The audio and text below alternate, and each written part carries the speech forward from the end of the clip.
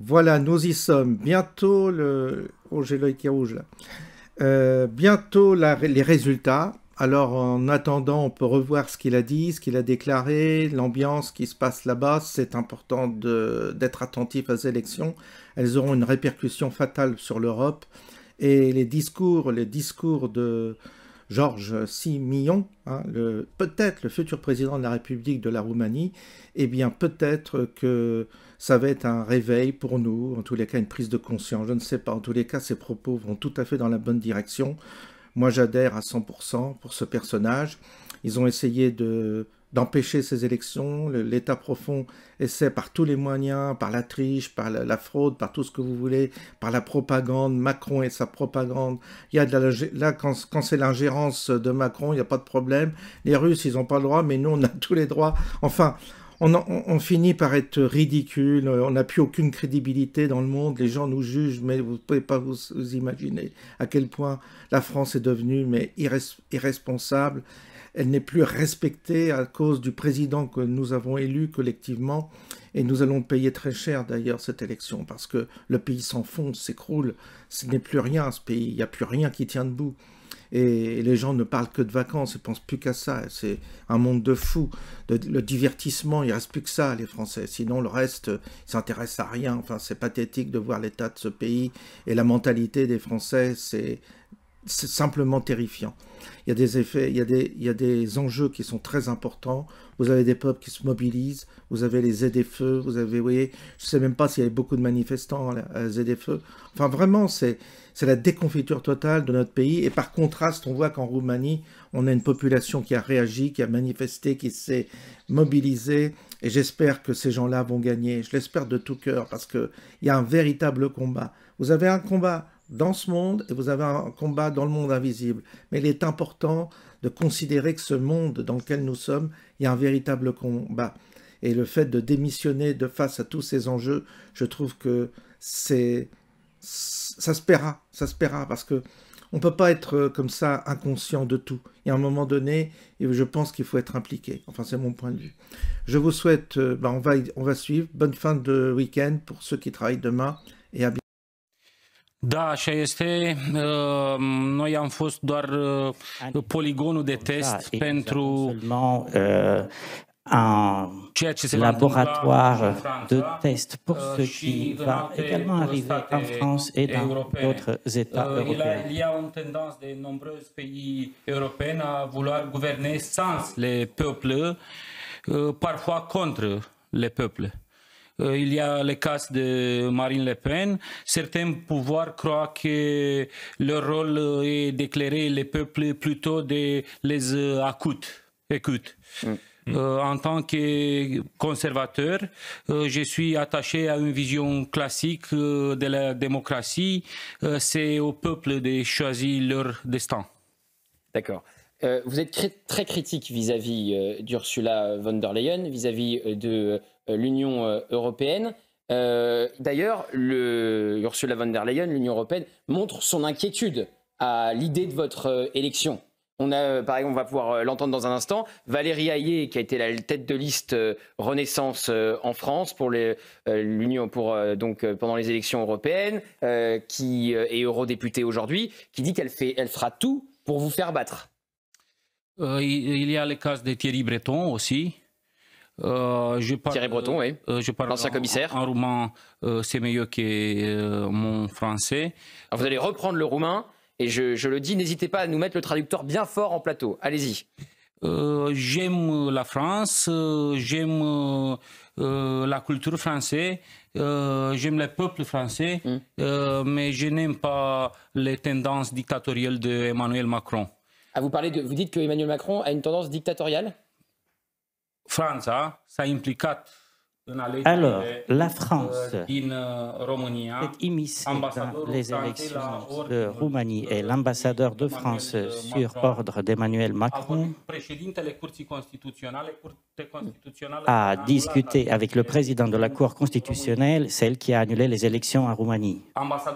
L'ambassadeur de France était en train de faire la tournée ces dernières semaines dans toutes les régions roumaines afin de persuader les hommes d'affaires et les institutions roumaines de soutenir mon contre-candidat. Le maire de Bucarest.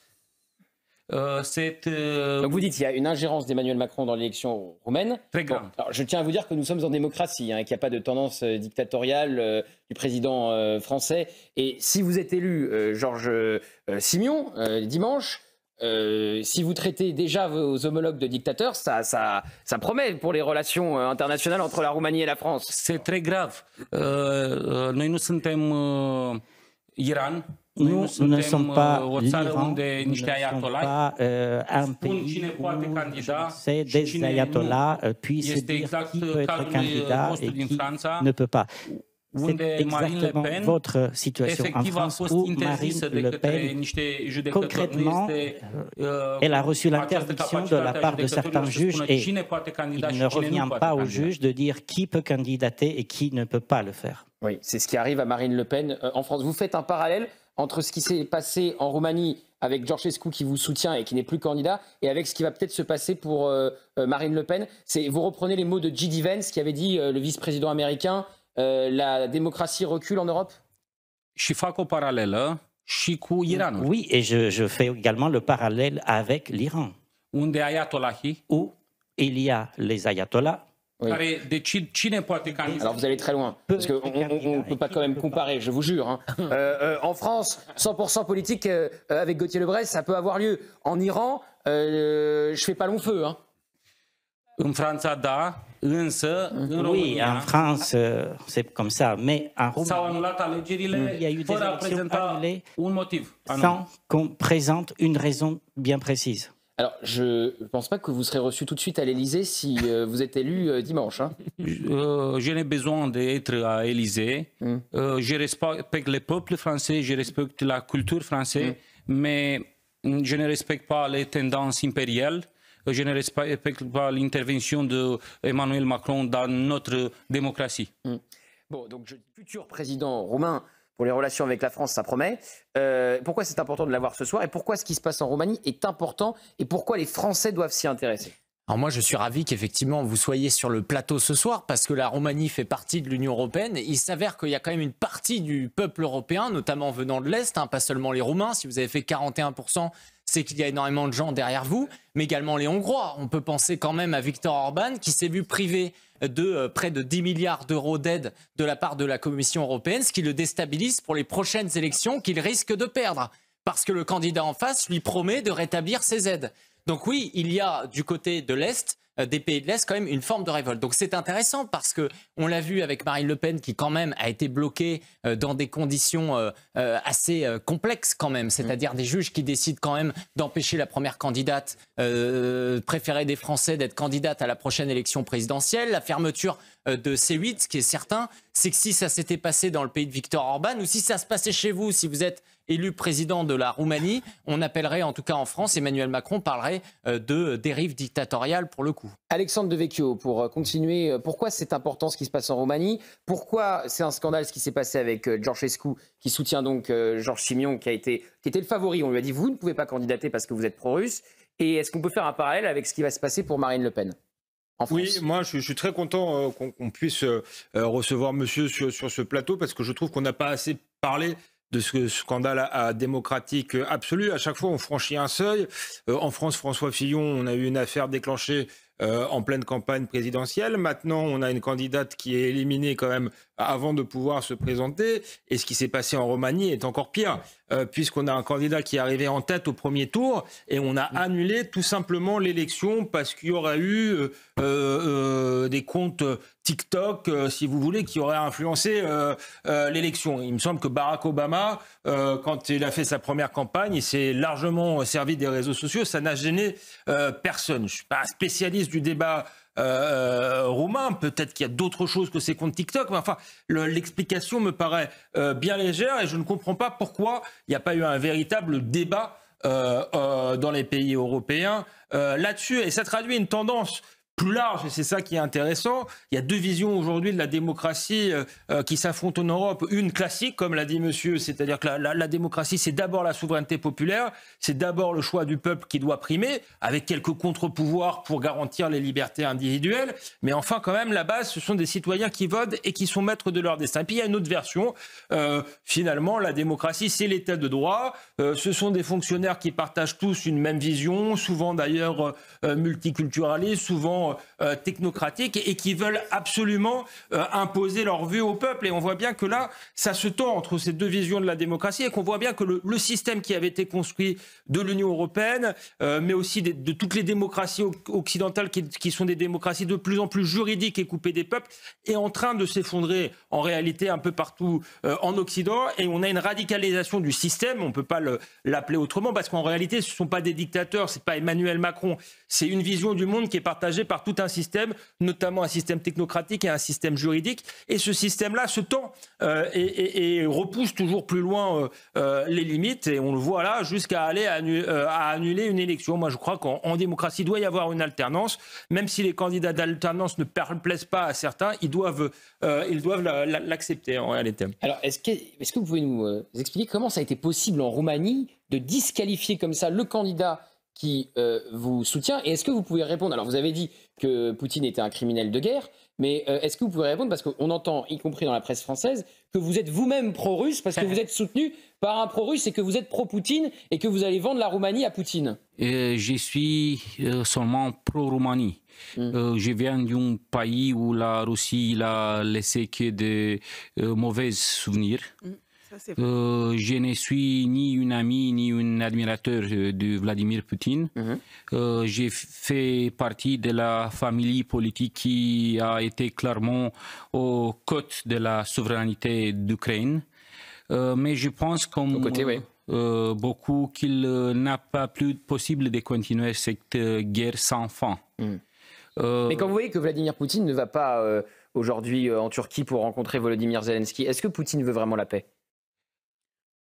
D'habitude, la Russie, elle veut uniquement le chaos. Elle essayera s'échapper à ces tratative de paix qui permettront de faire voir le profil de faiseur de paix de Donald Trump. Nous, à l'Est, nous connaissons mieux que vous, les Russes. Nous avons déjà connu la vie au paradis soviétique. Et vous n'avez pas envie d'y retourner, c'est ça que vous nous dites? La guerre maintenant est des Chinois contre les Américains. Et nous, Européens, devenons din ce în ce mai slabi. Les Européens, nous sommes en train de nous affaiblir de plus en plus. Bon, on a compris, avec les propos que vous venez de tenir, on ne peut pas vous qualifier d'être pro-Poutine. On dit par contre, vous êtes un admirateur de Donald Trump. Est-ce que vous aimez le style Trump et est-ce que vous voulez être le Trump roumain? Nous luttons pour l'amour du pays, pour la famille et pour la liberté. Et ce sont les mêmes valeurs pour lesquelles se bat le mouvement MAGA en Amérique. Et partout en Europe, les peuples sont en train de s'éveiller. Et si vous êtes demain président roumain, est-ce que vous changerez les règles dans votre pays pour que plus jamais un candidat favori soit disqualifié d'une élection? Et est-ce que vous allez vous battre pour faire en sorte que la démocratie puisse arrêter de reculer, si c'est la théorie que vous défendez? Nous sommes en train de nous battre pour l'état de droit, pour le retour à l'ordre constitutionnel, pour la démocratie même. Et les élections de dimanche sont cruciales non seulement pour la Roumanie, mais pour toute l'Europe. Ce n'est pas possible d'humilier un peuple, d'annuler des élections seulement pour que le candidat qui a gagné a des opinions alternatives. Et alors, pour qu'on comprenne bien, et ça sera ma dernière question, qui, selon vous, est responsable de ce recul de la démocratie en Roumanie, mais dans le reste de l'Europe? En Roumanie, en réalité, nous n'avons pas eu le passage à la démocratie. Il y a eu seulement l'assassinat de Ceausescu, mais les communistes et l'ancienne Securitate sont bien restés sur les mêmes positions. Este pentru prima oară când avem alegeri cu adevărat libere în România. Que nous avons des élections véritablement libres en Roumanie. Și asta sperie establishmentul cela fait peur à l'establishment de l'Union européenne. Care nu mai are susținere populară, qui nu mai are nici aici în Franța. D'un soutien populaire, comme c'est le cas d'ailleurs ici en France. Donc pour vous, c'est Bruxelles, c'est Ursula von der Leyen, c'est Emmanuel Macron. Décidément, Emmanuel Macron. Mais vous dites que Emmanuel Macron, alors ça n'engage que vous, vous dites qu'il s'est ingéré dans l'élection roumaine. Il est le seul leader européen qui a parlé d'une ingérence russe, qu'il n'existait pas. L'ambassadeur de France a un rôle actif dans notre campagne électorale. Très bien. Alors écoutez Valérie Hayé, puisque ça a été la candidate d'Emmanuel Macron pour les européennes, et elle a parlé de vous récemment. On va tout faire sur le terrain et nos partenaires pro-européens sur le terrain vont tout faire pour s'assurer que le prochain président roumain soit pro-européen, mener une campagne active, faire prendre conscience aux Roumains, qu'ils soient en Roumanie ou la diaspora roumaine, qu'il y a un enjeu démocratique de projet important pour l'avenir du pays et pour l'avenir de l'Europe. Soit un projet pro-européen respectueux des valeurs et de l'état de droit, soit un projet qui va venir saper l'état de droit comme Viktor Orban le fait en Hongrie et pro-russe avec un soutien assumé à Vladimir Poutine. Donc c'est vraiment deux projets totalement différents. Qu'est-ce que vous pensez des propos de Valérie Hayé? Elle dit que vous êtes pro-russe, elle dit qu'elle va tout faire pour vous faire battre. Qu'est-ce que vous pensez des propos de cette députée européenne qui était la candidate du président français Emmanuel Macron? Je suis aussi pro-russe que l'est Donald Trump. Et que l'est Giorgia Meloni. Aussi que peuvent l'être Kaczynski et Morawiecki. De fapt, este poporul român și popoarele din Europa care se trezesc. C'est le peuple roumain et les peuples européens qui sont en train de s'éveiller. Qui sont rêve. Oui. Et est-ce que ça c'est une phrase d'ingérence pour vous de Valérie Hayé, la députée européenne? Poporul român nu mai trăiește în epoca le peuple roumain ne vit plus à l'âge des empires. Și declarația ei mai degrabă îmi va face bine mie. Sa déclaration sera plutôt en ma faveur, m'apportera plutôt un avantage. Vous pensez que c'est contre-productif? On en parle souvent. Éric Tegner. Moi, j'ai une question à laquelle on pensait avec Eric Revel juste avant. Le gouvernement français a annoncé cette année vouloir négocier avec les pays de l'Est pour y envoyer nos prisonniers étrangers. The voting has started also in Romania. People are going in big numbers. This is good news. We'll have something significant. We'll have the will of the people done, and it will become law. This time they will not annul elections anymore. We'll keep you updated here on my X account with what's happening and with potential frauds. Keep up the fight. Bonjour à tous, je suis Xavier Zalbert de François. Nous sommes aujourd'hui au Sénat roumain à Bucarest ce 18 mai pour couvrir le deuxième tour des élections présidentielles. Voilà la série de tous les journalistes étrangers qui sont venus couvrir, sont nombreux. Je pense aujourd'hui être encore le seul Français comme au premier tour. Voilà l'entrée du Sénat roumain, un building, un des plus gros buildings au monde, qui, comme vous le voyez, est magnifique, avec un escalier très important. Les journalistes passent juste le filtre de sécurité. Nous allons donc couvrir cet événement qui s'annonce être un événement historique dans la mesure où le candidat Georges Simion, qui est arrivé en tête au premier tour avec 40% un peu plus de 40% des voix, affronte le maire de Bucarest, Nicu Surdan, dans un deuxième tour qui s'annonce pour l'instant, d'après les sondages, légèrement en la faveur de Georges Simion, qui, comme on le rappelle, est allé sur CNews jeudi dernier pour jeter une forme de discrédit sur le président Macron et apporter des accusations d'ingérence à l'encontre de la France. Il s'avère que hier, nous avons pu rencontrer Georges Simion lors d'un entretien à cœur ouvert. Il nous a reçus autour d'un déjeuner qui était très intéressant dans la mesure où il a pu répondre aux questions un peu décousues de tous les journalistes présents, du Spectateur, de Sky News anglais, Sky News anglaise. Et un des points qui lui a été posé est quelle serait la première des mesures qu'il prendrait lors de sa présidence, s'il arrive à être président. Il a dit c'est de faire la transparence sur toute l'histoire du vol des élections présidentielles, de ce coup d'État qu'il appelle. Voilà, je vous tiendrai au courant toute la journée avec quelques petites vidéos. À très bientôt. I would like to thank Elon Musk for retweeting and getting involved. We would like Elon Musk, and he helped us a lot with this event, to get involved even more. Attendons ce qui va se passer et pour l'instant, gardons notre sang-froid et faisons appliquer nos lois en Europe lorsque celles-ci risquent d'être circonvenues. On l'a fait en Roumanie, il faudra évidemment le faire si c'est nécessaire en Allemagne. The woke movement is finished, Mr. Breton. You are finished. Goodbye.